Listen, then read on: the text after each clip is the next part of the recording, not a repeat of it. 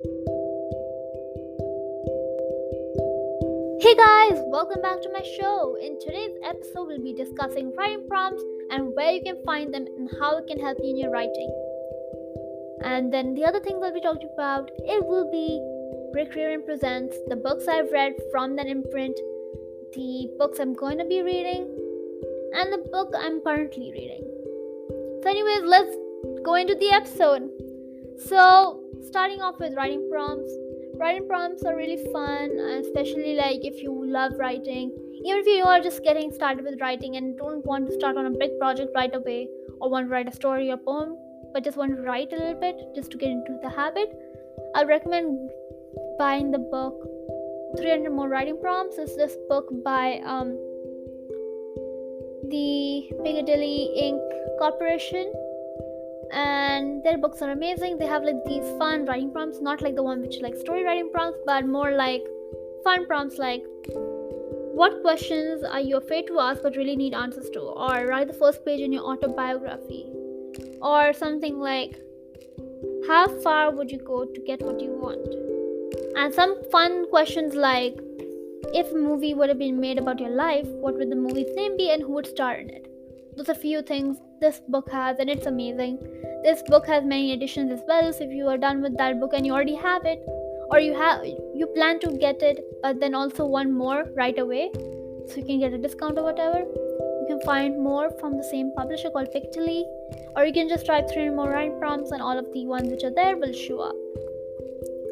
Now the other thing is that writing prompts are really helpful in your writing, as I said earlier, mainly because they give you ideas, keep your creative juices flowing.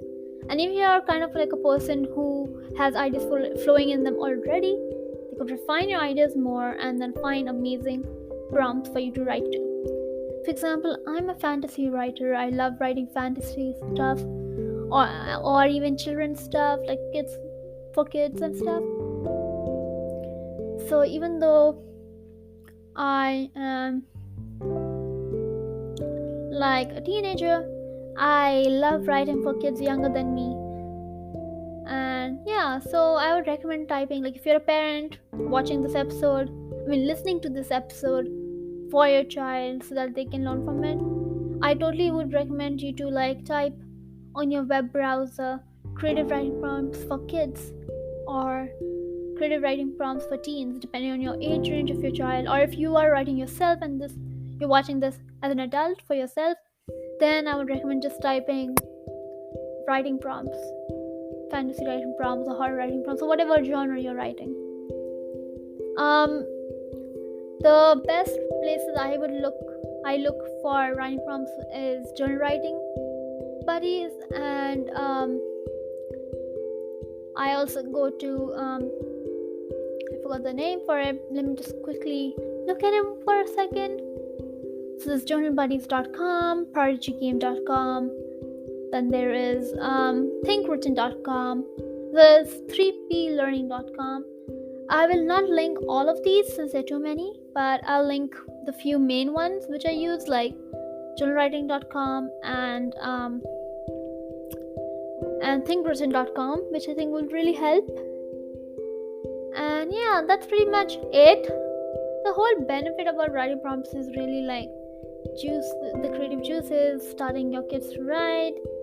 And if you're a young writer already, then you'll already be knowing these resources most likely. Maybe you got these resources in school or in a private community group or something like that.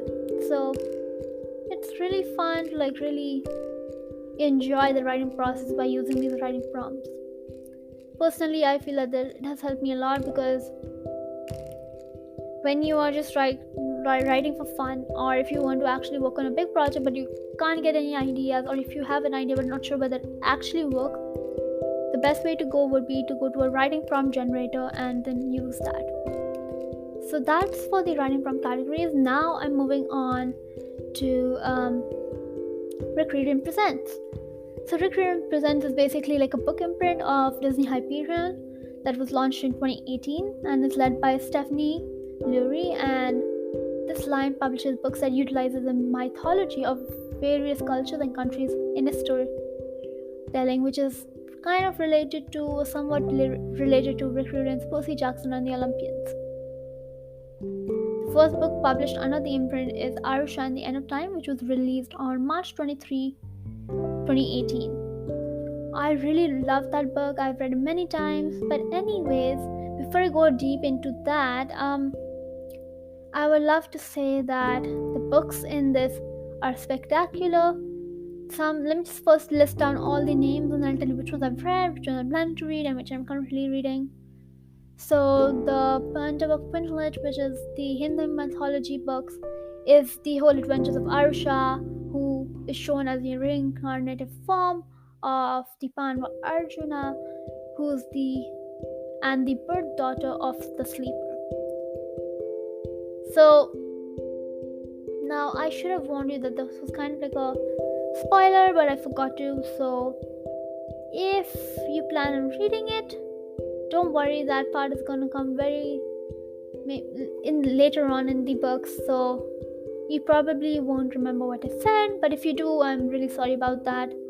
Anyways, so this book was amazing. I have read almost all of them. I'm going to be reading Arusha and the Tree of Wishes pretty soon, and then there's a new one as well called Arusha and the Nectar of Immortality, which is set to be published on April 5th, 2022. I plan on reading that as well. In fact, they even have made like a graphic novel adaptation of Arusha and the End of Time, which is planned to be released on March 2nd, 2022. And yeah, so I love the Pandava Quintlet. It was amazing. I love that book. I've read almost every one of them, as I said earlier.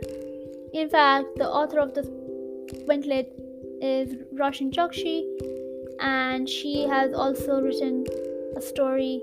She's written a story in the Curse Garden and other calamities along with 8 other writers and Rick Riordan himself.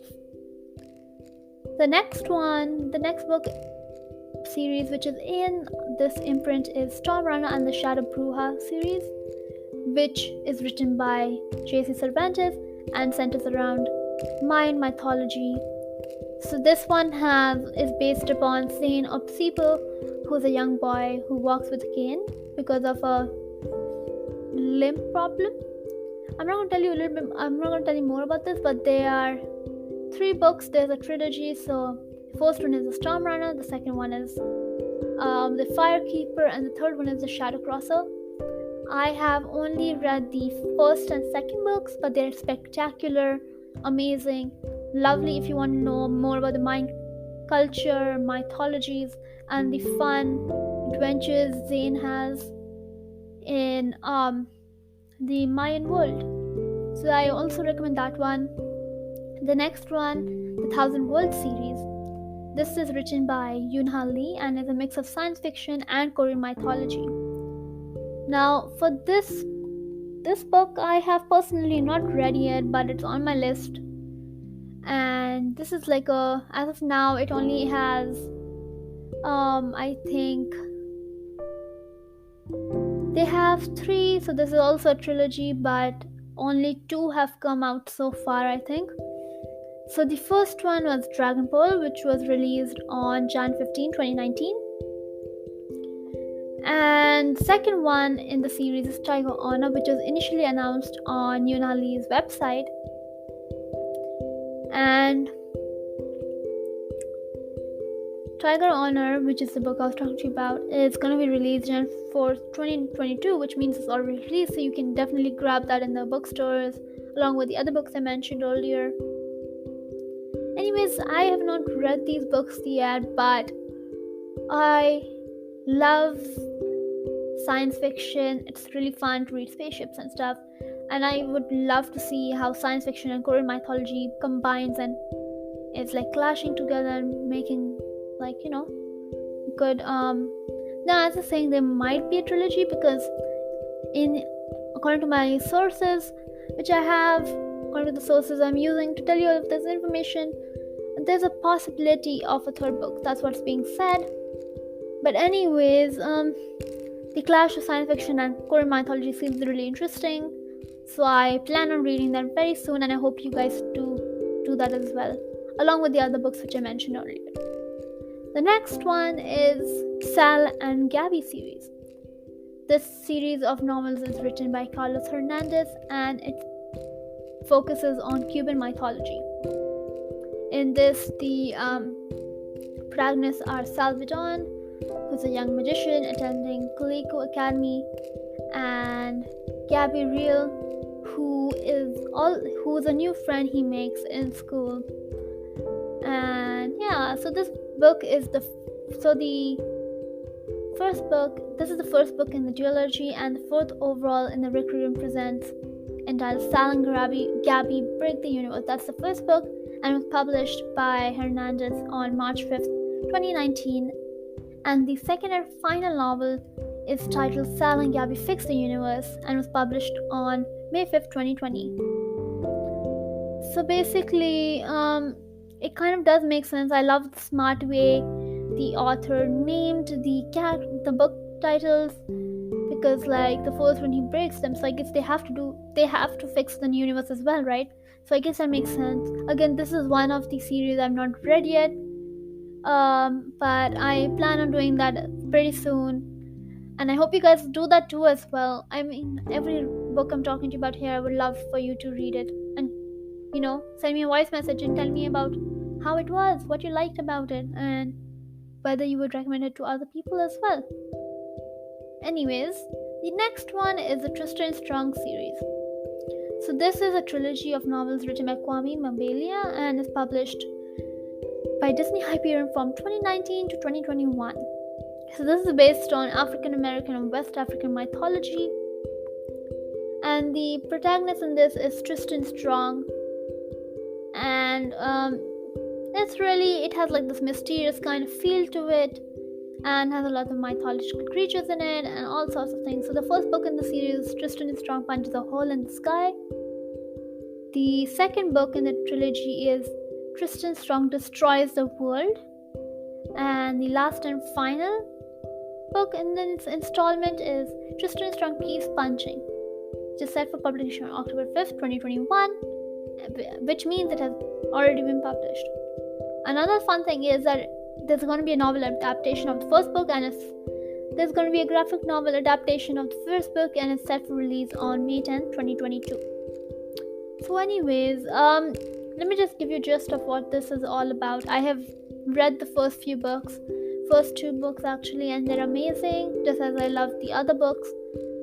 And I just love the way the West African mythology and African American mythology was really got into knowing. Like, I learned so many new things that I never knew before, and it was really fun reading that. Like, in a book you could see the cultural differences and all sorts of things. It was really fun to read, and I think that all the books in this imprint, all the books in the Rick Riordan Presents Imprint, are supposed to make you feel inclusive of all the other cultures which are around you. Makes you want to feel that every person from any culture can be a hero, can go on adventures, can do fun, innovative things. Anyways, the next one, the second last one as of now, is Puella. I may be saying this wrong, but Puella Santiago series, which is written by Taylor K. Mejia, which will consist of 3 books, though only 2 are currently published. So this series is about Puella Santiago, who is a space-obsessed person whose friend disappears, okay? And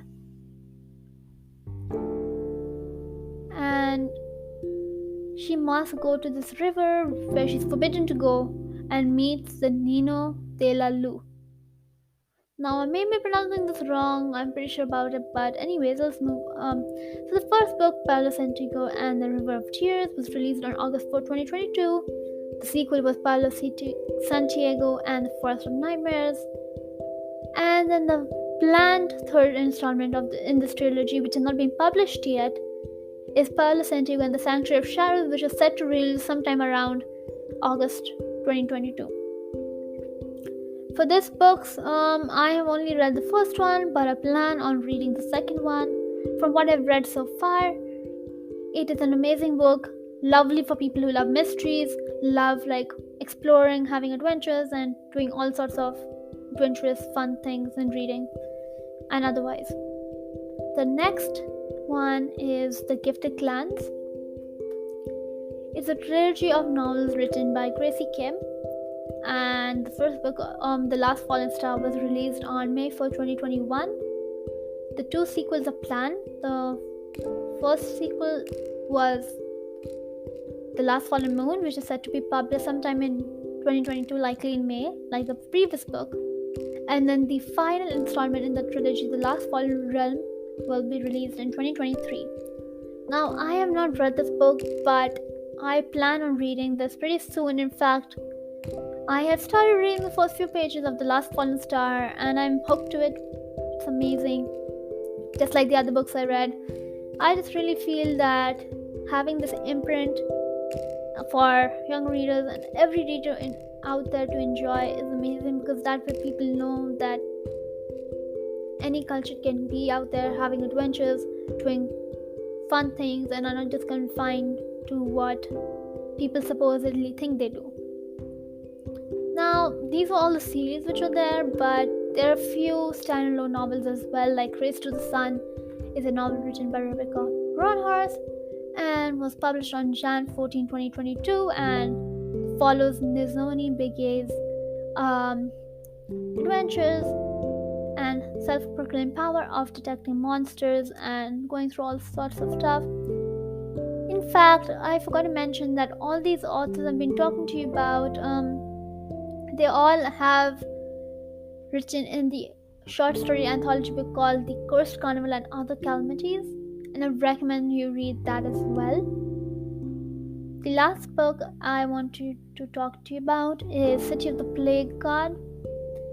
It is a novel written by Sarva Shada and was published on Jan 5th, 2021. The protagonist of this book is Sikandar, who's also called Aziz. So this book is about young Sikandar Aziz, who must stop the Mesopotamian god. So this is more based on, I think, Mesopotamian, I may be saying that wrong again, but their mythology, the Egyptian mythology, I believe. From what I've heard, I believe this is an amazing work of art as well.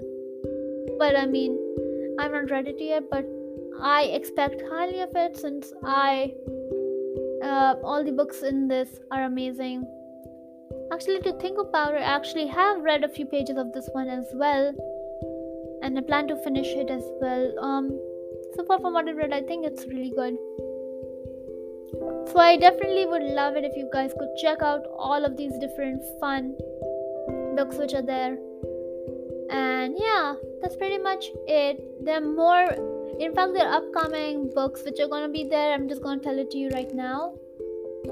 The new ones is Arusha, the Nectar of Immortality, which is gonna be published April 5th, 2022. It's based on Hindu mythology. Ballad and Dagger, May 3rd, 2022, written by Daniel Jose Older, which is Centurion mythology. Then Pilo Santiago and Sanctuary of Shadows, Taylor K. Mejia is the author, and it's going to be published August 2022. And this is Mexican mythology. Then The Lords of Night, J.C. Cervantes, going to be published September 2022, and is based on Aztec mythology. Then there is Serva Boateng's Guide to Vampire Hunting. Rosine A. Brown is the author, and it's going to be published sometime in 2022, and it's based on Canadian mythology. Then there's The Last Fallen Moon. Gracie Kim is the author, and it's going to be published in 2022, and is based on Korean mythology. There's the next book, which is Winston Chu versus the Whimsies, written by Stacey Lee, going to be published in 2022, and is based on Chinese mythology. Then there are many more books to come, and yeah, that's pretty much it. There are many books, so stating all of them take at least about 5 more minutes. But anyways, that's pretty much all it that there is in this episode. I hope you all had fun, learned something new, and come back next time to hear new episodes. So until then, be safe, keep reading, and keep writing. Have fun, everyone. Bye.